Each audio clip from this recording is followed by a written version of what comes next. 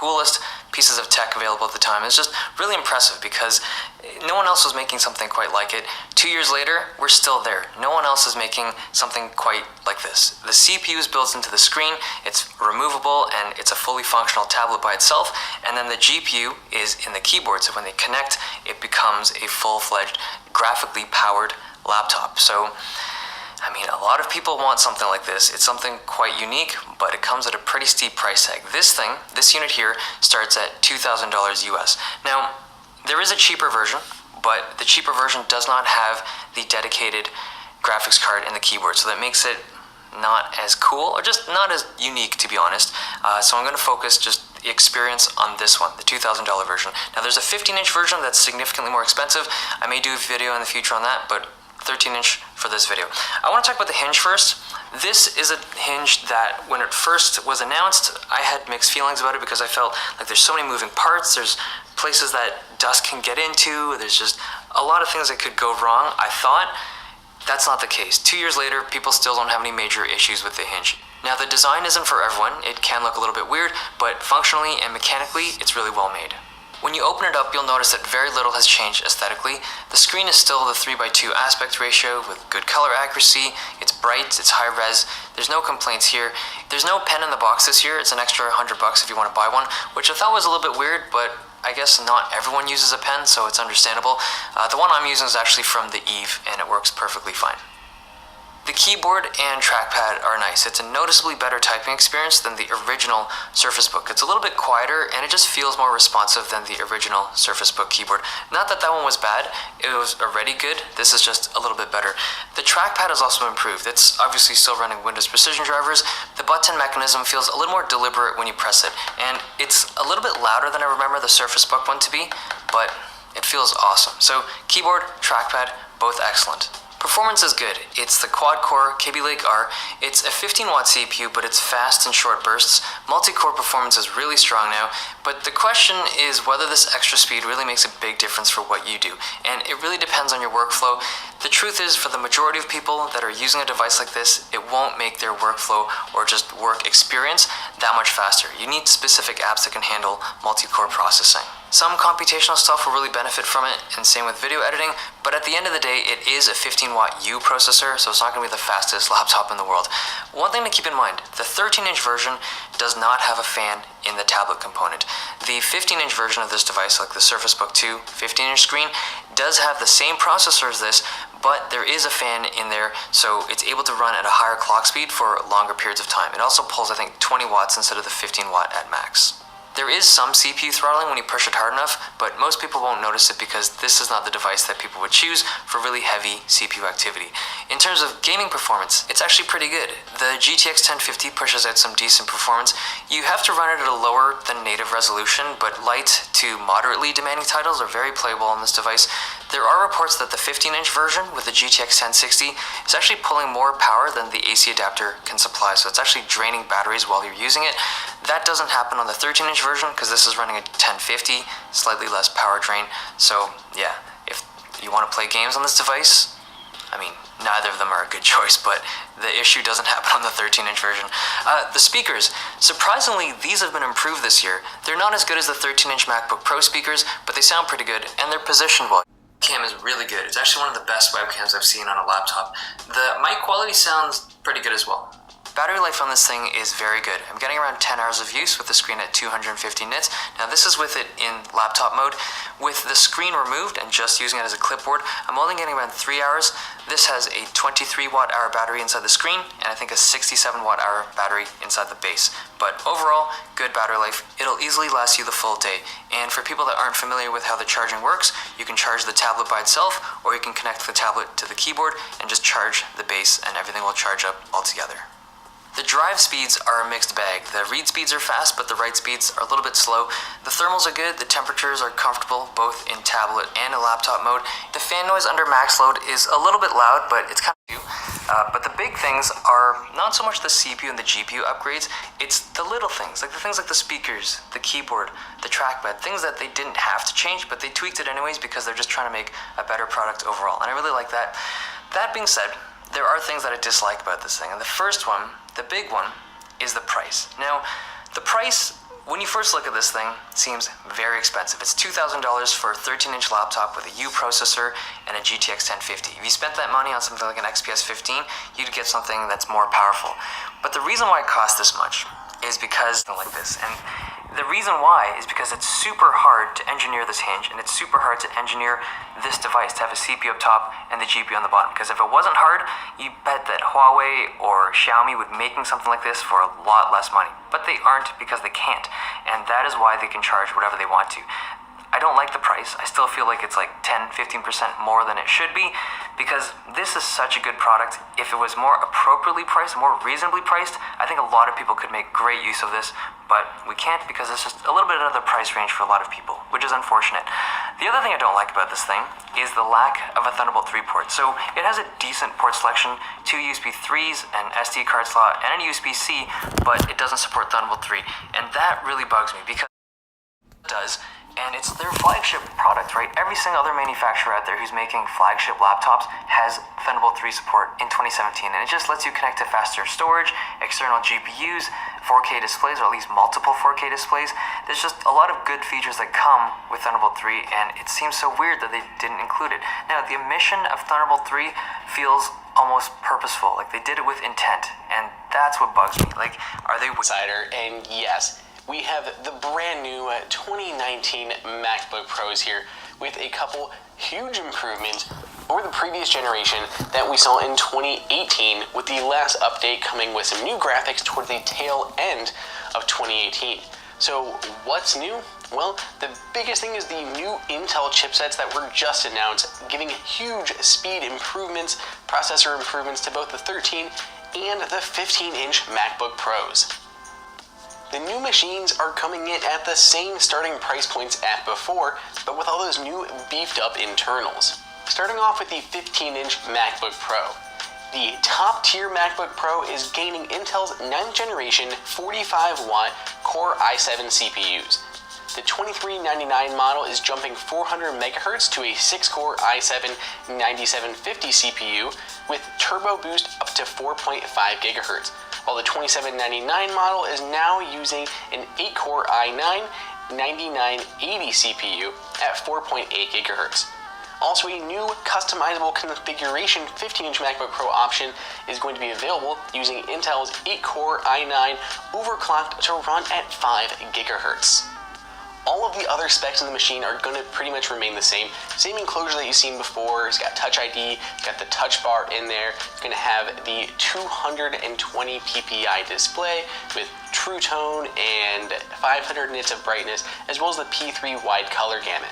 They'll be equipped with Radeon Pro 560X or Vega 20 graphics with up to 4 gigs of HBM2 memory, 16 gigs or 32 gigs of DDR4 RAM, and 512 gigs 1, 2, or 4 terabyte SSD options.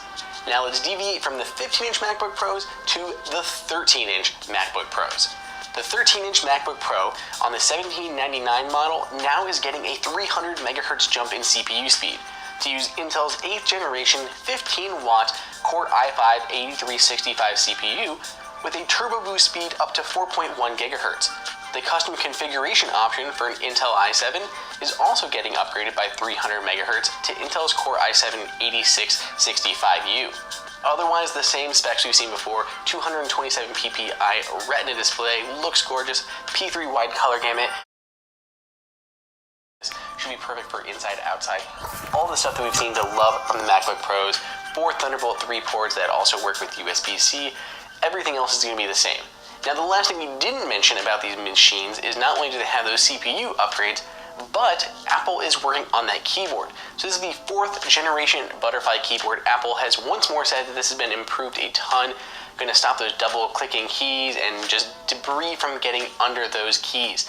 So this one hopefully will fix the problem. At the same time, Apple is extending their service program for the keyboards that are failing. It'll now include the 2018 MacBook Pros. Previously, those were excluded. Now those are included in the updated version of their extended service program. So that's what we have for you guys today. Brand new MacBook Pros, 13 and 15 inch, huge performance boost, as well as brand new upgraded keyboards. Hopefully fix any of those issues that we saw. Let us know down below in the comments if you guys are excited. Once we have links, we'll put those links down below in the description for you so you can get laptops you can buy for the price. This year they're back again with the 8th generation Intel processors and a few other upgrades that make this product even more attractive. But with the competition heating up, is it still the best budget to mid-tier gaming laptop on the market? Well, we're about to find out. So in terms of design, it looks exactly the same as last year's model. A black metal lid, plastic body, the Predator logo in the middle, and 2 red stripes running vertically. If you're looking for a very portable gaming laptop to go to school, this is not the best option. It weighs about 6 pounds, making it slightly heavier than the Dell G7 and about a pound heavier than the Lenovo Y530. It's still portable enough to take to a friend's house, but it's something you don't want to carry every single day. For ports on the left-hand side, you have a full-size Ethernet jack, you have a USB Type-C port that's not Thunderbolt 3, a full-size HDMI port, a USB 3.0 port, and a full-size SD card slot. On the right-hand side, you have your barrel power connector, 2 USB 2.0 ports, and of course, your audio jack. Just like last year's model, everything inside is pretty much upgradable.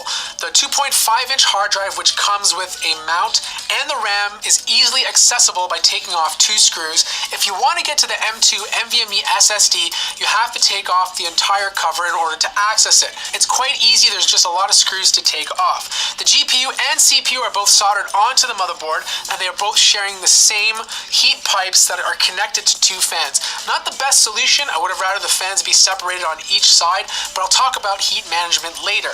The battery is 48 watt hours, so it's quite small. Don't expect to get a lot of gaming out of this when it's off the charger. In fact, I was only getting about 3 hours of use with doing things like checking my email and browsing the web. If you're planning on gaming with this, you need to keep it plugged in the entire time.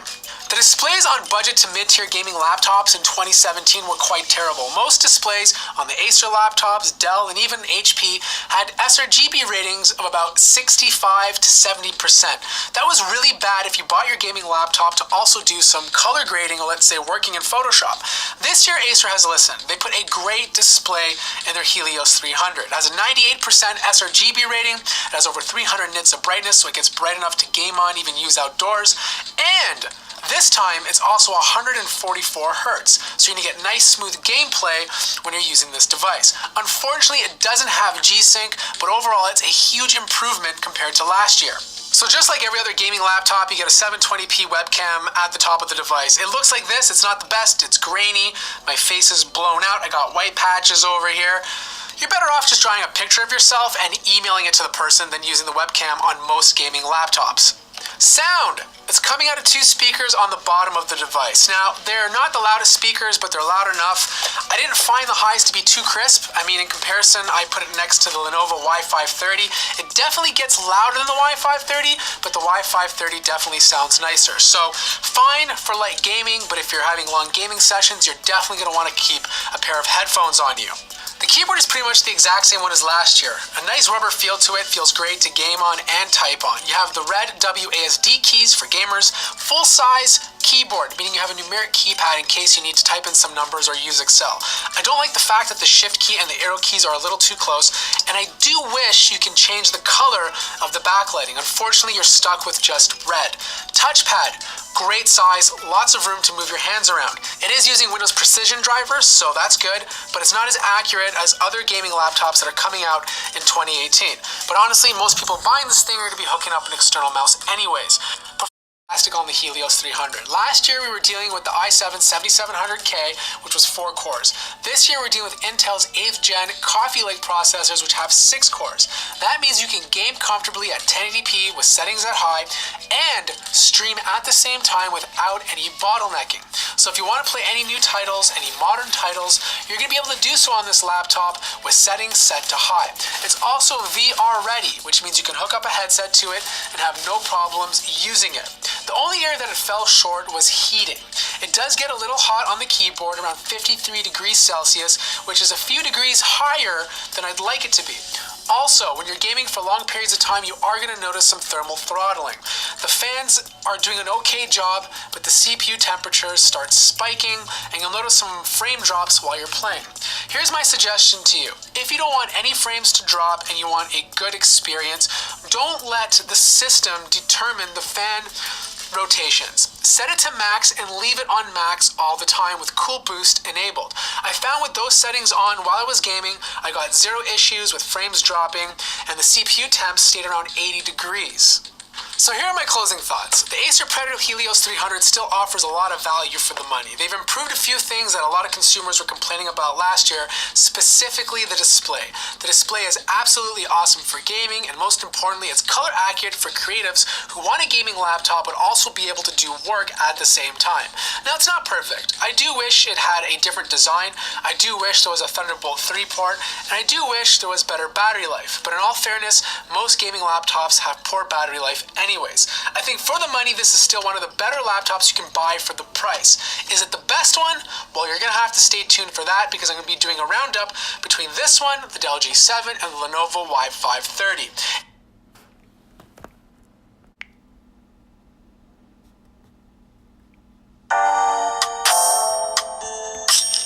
Man, I'm tryna get the pesos, ayy. Man, I'm tryna get the pesos, ayy. Man, I'm tryna get the pesos, ayy. Okay, my plug is Diablo. I'm getting lows for the low, but I'm doing it dolo. Stick out the streets in the choco. I stay close to the fofo, cause I get the bustin' like Rambo. Cause niggas sweeter than mangoes, ayy. Daddy sweet. Man, I'm tryna get the pesos, ayy. Pesos, tryna get the pesos. Man, I'm tryna get the pesos, ayy. Get the pesos, tryna get the pesos. Man, I'm tryna get the pesos, ayy. Ooh. Man, I'm tryna get the pesos, ayy. I'm switching the head of the killer. Got so much gold shine like glitter. All of my nipple and triggers, and all of my nick out feathers. I'm tryna live a perfect picture. See, you wouldn't wanna be you. I heard you was sneak dancing. I leave your body straight missing. Smoke a blunt, reminiscing. All these snakes got me tripping. 30 sprites, 30 sipping. Real nigga never flipping. Big ballin', hella chicken. Hella hoes, big pimpin'.